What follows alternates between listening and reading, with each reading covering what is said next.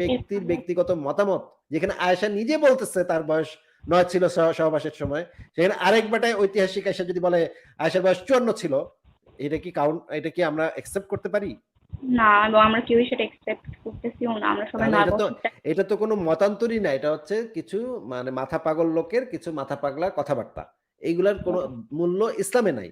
তাহলে আমরা এই জিনিসটা ক্লিয়ার হয়ে গেলাম যে আ ইসের সাথে মানে যখন সহবাস হয়েছিল তখন ৯ বছর বয়স ছিল। এখন আমরা আরেকটা হাদিস দেখব। আরেকটা হাদিস আমরা একটু দেখি। ভাইয়া আমি কি আমার কথা যে একটু শেষ সেই করতে সময় আমরা একটু হাদিসটা দেখে নিই, তারপরে আপনি কথাটা বলেন না, আপু।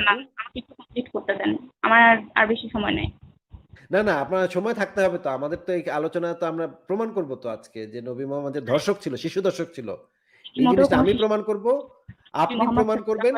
আপনার আমি শোনেন, আপনার অন্য সমস্ত কাজ আজকে আপনি বাদ না দিয়ে আমি ফেলেন। কারণ আপনার নবী, আপনার ইসলাম এখানে, আপনার ইসলামকে নিয়ে এখানে কথা হচ্ছে। আপনার আমার পৃথিবীর কাজ অন্য কোনো কাজ, ইসলামও তেমনি পৃথিবীর অন্য কোনো কাজ এটার চাইতে ইম্পোর্টেন্ট না। নবীর ইজ্জতকে রক্ষা, নবীর ইজ্জতকে রক্ষার থেকে অন্য কোনো কাজ।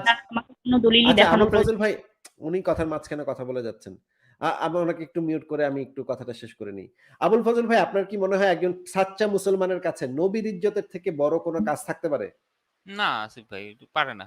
এটা মানে তাহলে তাহলে একদম এই যে প্রাইমারি। নাস্তিক আসিফ যে নবীকে শিশু দর্শক বলল, হুম।